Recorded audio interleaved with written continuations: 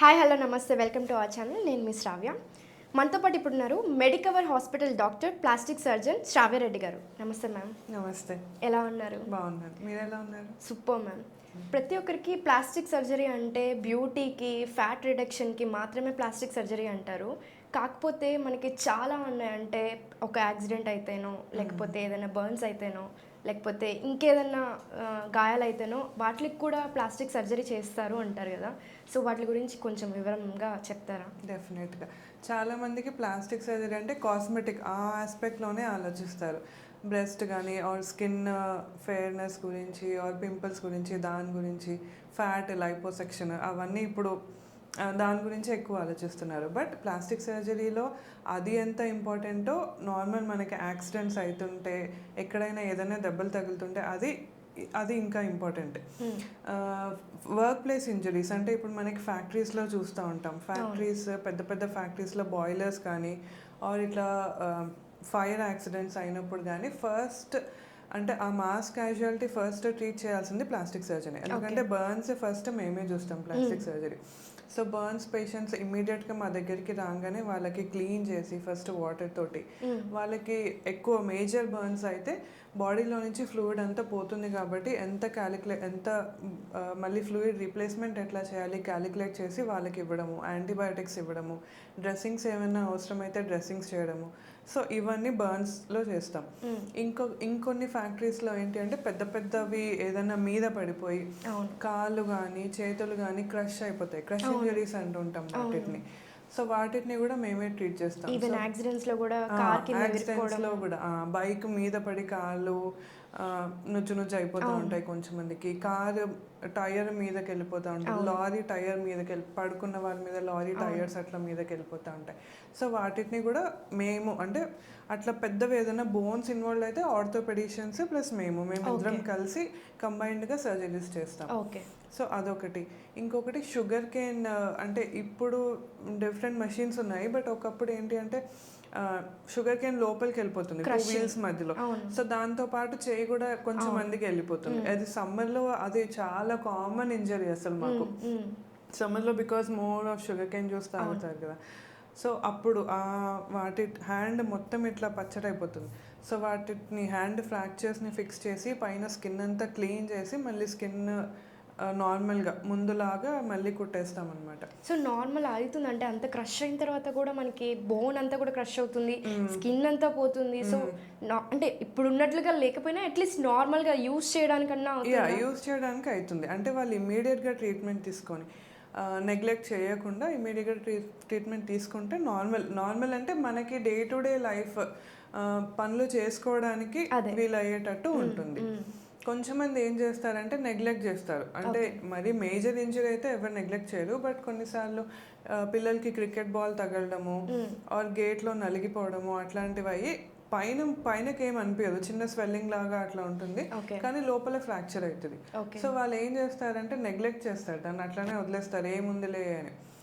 వాళ్ళు 2-3 months తర్వాత వచ్చినప్పుడు ఏమవుతుందంటే ఆ బోన్ అట్లనే ఫిక్స్ అయిపోతుంది. అంటే ఆ నార్మల్ పొజిషన్లో కాకుండా అబ్నార్మల్ పొజిషన్లో ఫిక్స్ అయిపోతుంది. సో అప్పుడు ఆపరేట్ చేయడం కొంచెం డిఫికల్ట్ అండ్ రిజల్ట్స్ కూడా అంత బాగుండవు.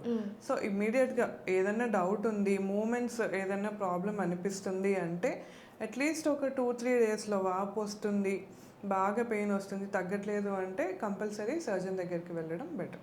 Okay ma'am.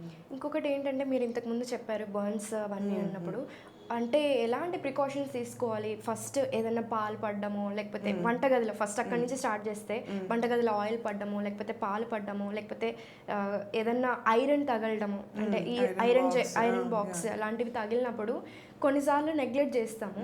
లేదా ఏదో పసుపు రాయడము, లేకపోతే ఆయిల్ రాయడము, వెన్న రాయడము, కూలింగ్ అలాంటివన్నీ చేస్తుంటారు. అది ఎంతవరకు కరెక్ట్ అంటారు? అవన్నీ దే కాజ్ ఇంకా ఎక్కువ ఇన్ఫెక్షన్ ఎక్కువ చేస్తాయి వాటన్నిటి వల్ల. ఎందుకంటే ఇప్పుడు మనకి బర్న్ ఏదైనా అయితే పైన లేయర్ పోతుంది.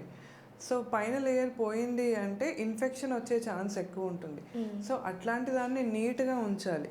కానీ మనం మళ్ళీ ఆయిల్ ఈజ్ నాట్ స్టెరైల్, అంటే దాంట్లో మైక్రో ఆర్గానిజమ్స్ అవన్నీ ఉంటాయి. సో స్కిన్ లేని దగ్గర మళ్ళీ తీసుకెళ్ళి మీరు ఇంకొక ఇన్ఫెక్టివ్ ఫోకస్ని పెడుతున్నారు అక్కడ. సో దానివల్ల ఇన్ఫెక్షన్ వచ్చే ఛాన్స్ ఎక్కువ ఉంటుంది. అండ్ బర్న్ ఉండేది 1 సెంటీమీటర్ అయితే అదంతా పెట్టడం వల్ల ఇంకా ఎక్కువ డ్యామేజ్ అయ్యి అది పెద్ద వూండ్ అవుతుంది. ఓకే. సో ఫస్ట్ మనకి బర్న్స్ ఎప్పుడైనా ఏ సిచ్యువేషన్లో అయినా బర్న్స్ అయితే ట్యాప్ వాటర్ కింద ఒక 50 నార్మల్ వాటర్, హాట్ ఇట్లా ఏం లేదు, నార్మల్ ట్యాప్ వాటర్ మీద కింద ఒక 15-20 మినిట్స్ కంటిన్యూస్గా వాష్ చేయాలి. ఫస్ట్ ఆ ప్లేస్ నుంచి పక్కకు తీసుకొచ్చేసి 15-20 మినిట్స్ కంటిన్యూస్గా వాష్ చేయాలి. క్లోత్స్ అంటే బట్టలు ఏవైనా ఉంటే అతుక్కోనివి జాగ్రత్తగా తీసేయాలి. ఏవైనా అతుక్కున్నవి అయితే ఇంకా అది మేము చూసుకుంటాము, బట్ అతుక్కోనివి బలవంతంగా తీయద్దు. ఎప్పుడు ఏదైనా లూజ్గా ఉంది వచ్చేస్తుంది అంటే అది తీసేయాలి. అండ్ ఇంపార్టెంట్ ఏంటంటే ఫేస్కి ఏదైనా బర్న్ అయితే మాత్రం కంపల్సరీ హాస్పిటల్కి తీసుకెళ్ళాలి. ఎందుకంటే మనకి ఫేస్ ఇమీడియట్గా మనకి తెలియకపోవచ్చు, బట్ ఒక ఫ్యూ అవర్స్ లైక్ ఒక 3-4 అవర్స్లో ఏమవుతుందంటే వాపు వచ్చేస్తుంది అంతా. బాగా స్వెల్లింగ్ వచ్చేసరికి మనకి ఈ గాలి తీసుకుంటాం కదా, ఇదంతా కూడా స్వెల్ అయిపోతుంది. అది స్వెల్ అయ్యేసరికి గాలి తీసుకోలేము. సో అట్లాంటి వాళ్ళకి వెంటిలేటర్ మీద పెట్టాల్సి వస్తుంది. మనం నెగ్లెక్ట్ చేసామనుకోండి, ఆ వాపు వచ్చిన తర్వాత మీరు హాస్పిటల్కి తీసుకెళ్తే డిఫికల్ట్ అవుతుంది. మీరు చూసిన సిచ్యువేషన్స్లో ఇలా చేసి ఉండకూడదు అని ఏదైనా పేషెంట్ గురించి మిస్టేక్స్ చేసినవి ఏమైనా ఉన్నాయా చెప్తారా? చాలా మంది వస్తారు. చాలా మంది అంటే కొంచెం ఊర్లలో అవుట్స్కట్స్లో ఉన్న వాళ్ళు ఏంటి అంటే టూత్ పేస్ట్ పెడతారు, బర్న్ అయిన తర్వాత టూత్ పేస్ట్ పెడతారు. ఇంకా మరి పల్లెటూరులో ఏంటంటే ఆవు పేడ కూడా పెడతారు. ఇంకొక డౌట్ మ్యామ్, అంటే రాగి ప్లేట్లో నెయ్యి వేసి అలాగే వాటర్ వేసి అదొక పేస్ట్ లాగా చేసి అది అప్లై చేస్తారంటే కాలిన దానికి త్వరగా నయం అవుతుంది ఆయుర్వేదిక్లో చెప్తారు అని చెప్పి. సో అది ఎంతవరకు యూస్ చేయొచ్చు? అదే చెప్తున్నాను కదా, అన్స్టెరైల్ అన్నీ తీసుకొచ్చి మీరు స్కిన్ మీద పెడితే ఇన్ఫెక్షన్ అయ్యే ఛాన్స్ ఎక్కువ ఉంటుంది. సో ఇంకా వర్స్ట్ అవుతుంది సిచ్యువేషన్. చాలా చూసాం అట్లా. ఏం చేస్తారు, అదంతా పెట్టేసి బాగా ఇన్ఫెక్ట్ అయిన తర్వాత అప్పుడు వస్తారు. సో చిన్నదానికి అంటే చిన్న ట్రీట్మెంట్ తోటి అయిపోయేదానికి పెద్ద సర్జరీ అయిపోతుంది ఇది. అంటే నెక్రోసిస్ అంటాం, స్కిన్ అంతా బ్లాక్ అయిపోయి డిస్కలర్ అయిపోయి ఇంకా బ్లడ్ సర్క్యులేషన్ అదంతా ఏముండదు. బికాస్ ఇన్ఫెక్షన్ చాలా ఎక్కువ అవుతుంది దానికి. ఇంకా అది భరించలేనంత వాసన, చీము గారడము అదంతా ఉంటుంది. సో అప్పుడు పెద్ద సర్జరీ తోటి మొత్తం ఆ చుట్టుపక్కల అంతా క్లీన్ చేసేసి మళ్ళీ అక్కడ వేరే గ్రాఫ్ట్ వేయడము లేకపోతే కండ కప్పడము అట్లాంటి పెద్ద పెద్ద సర్జరీలు చేయాల్సి వస్తుంది. ఇప్పుడు గ్లాస్వి కూడా ఉంటుంది. ఇంతకుముందు ఐరన్ మాట్లాడాము, అలాగే బర్న్స్ గురించి మాట్లాడాము. సడన్గా గ్లాస్ బ్రేక్ అవ్వడము లేకపోతే అవి వాటికి కూడా సర్జరీస్ చేయడానికి ఉంటుందా? డెఫినెట్లీ. వీళ్ళు టైల్స్ ఇండస్ట్రీస్ ఉంటాయి ఆర్ ఆటోస్లో వర్కర్స్ తీసుకెళ్తూ ఉంటారు కదా. సో వాళ్ళకి బ్రేక్ అయ్యి చాలామందికి రిస్ట్ కట్ అంటే ఇక్కడ అన్నీ కట్ అయిపోతాయి. సో ఈ ఫింగర్స్ మూమెంట్ కానీ ఈ సెన్సేషన్స్ కానీ అవన్నీ ఇక్కడి నుంచే పాస్ అవుతాయి అన్నమాట. సో ఇది కట్ అయ్యేసరికి ఆ హ్యాండ్ ఫంక్షన్ అనేది మొత్తం పూర్తిగా పోతుంది. సో వాళ్ళకి కూడా మేమే ట్రీట్ చేస్తాం అన్నమాట. లోపల ఉన్న నర్వ్స్, బ్లడ్ వెజల్స్, టెండన్స్ ఇవన్నీ కుట్టేసి ఒక 2-3 వీక్స్ వాళ్ళకి మెల్లగా ఫిజియోథెరపీ అవన్నీ నేర్పిస్తాము. తర్వాత నార్మల్ అయిపోతుంది. సో వన్స్ ట్రీట్మెంట్కి వెళ్ళిన తర్వాత ఎన్ని రోజుల్లో మళ్ళీ నార్మల్కి వచ్చేస్తారు మ్యామ్? అది డిపెండ్స్ ఆన్ ద ఇంజరీ. ఒకవేళ చిన్నవే ఉన్నాయి అంటే ఇమీడియట్గా దే కెన్ గెట్ బ్యాక్, అంటే నార్మల్ వర్క్ చేసుకోవచ్చు. ఇప్పుడు కొంచెమందికి ఏంటంటే మొత్తం అన్నీ కట్ అయిపోతాయి ఇక్కడ. సో వాళ్ళకి కొంచెం ఎక్కువ రెస్ట్ అడ్వైస్ చేస్తాము. కాకపోతే హాస్పిటల్లో ఉన్నప్పుడు ఆర్ ఇమీడియట్లీ ఆఫ్టర్ సర్జరీ వాళ్ళకు ఒక సిమెంట్ది స్లాబ్ లాగా వేస్తామన్నమాట. స్లాబ్ లాగా వేసి ఇమీడియట్గా ఫిజియోథెరపీ స్టార్ట్ చేస్తాం. అంటే ఎక్కువ రోజులు మరి అట్లానే మూమెంట్ చేయకుండా ఉంటే కూడా ప్రాబ్లం. కాబట్టి ఇమీడియట్గా ఫిజియోథెరపీ మెల్లమెల్లగా గ్రాడ్యువల్గా వాళ్ళకి మూమెంట్స్ స్టార్ట్ చేస్తాం. వాళ్ళు ఎంతవరకు టాలరేట్ చేయగలరు అంతవరకు మెల్లగా స్టార్ట్ చేసి తర్వాత రేంజ్ ఇంక్రీజ్ చేస్తూ ఉంటాం. సో గ్లాస్ కట్, టైల్స్ పడడము, కొంచెమంది కోపంలో గ్లాస్ని గుద్దేస్తూ ఉంటారు. సో వాళ్ళందరికీ గ్లాస్ అనే కాదు గోడను గుద్దేస్తూ ఉంటారు. వాళ్ళందరికీ కూడా ఇట్లానే ట్రీట్ చేస్తాం అన్నమాట. ఓకే. అంటే సివియర్ కేస్ మీరు చూసింది ఏంటి? అబ్బా ఎందుకు ఇంత సివియర్ అయిపోయింది అని అనిపించింది ఏంటి? అంటే చాలా ఉంటాయి. అదే ఇట్లా కట్ అయినప్పుడు ఏంటి అంటే మొత్తం కొంచెం మందికి అంటే ఏమంటారు ఆల్కహాల్ తీసుకున్నప్పుడు ఫైటింగ్స్ ఎక్కువ అవుతూ ఉంటాయి.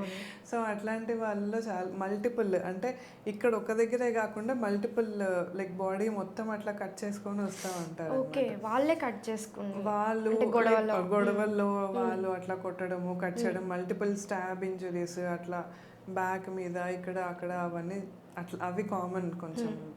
ఇప్పుడు కొంతమంది బ్లేడ్తో కోసుకోవడము లేకపోతే కత్తితో కోసుకోవడము మనము ఘాట్లంతా చూస్తూ ఉంటాం చేతికి అంతా కూడా. సో వాటికి ఏమన్నా సర్జరీస్ చేసి నార్మల్ ప్లెయిన్ స్కిన్ లాగా చేయడానికి ఉంటుంది? చేయొచ్చు. అంటే యూజువల్గా సూసైడ్ చేసుకునే వాళ్ళకి ఏంటి అంటే అంత డీప్గా కట్ చేసుకోరు, వాళ్ళకి కొంచెం భయము ఆ కాన్షియస్ తోనే కట్ చేసుకుంటారు. యూజువలీ సూపర్ఫిషియల్గానే ఉంటాయి. ఓకే, కట్ అయినా 1-2 చిన్న చిన్నవి కట్ అవుతాయి. సో వాళ్ళకి సర్జరీ అంటే సర్జరీ చేయడం ప్రాబ్లం ఏం కాదు. బట్ వాళ్ళు రిపీటెడ్గా అదే చేస్తూ ఉంటారు కాబట్టి వాళ్ళకి ఫస్ట్ సైకియాట్రిక్ కన్సల్టేషన్ కంపల్సరీ. వాళ్ళకి కౌన్సిలింగ్ ఇప్పిస్తాం మేము డెఫినెట్గా before surgery or after surgery ఎప్పుడైనా కంపల్సరీ కౌన్సిలింగ్ ఇప్పిస్తాం. Okay ma'am, thank you so much. Thank you.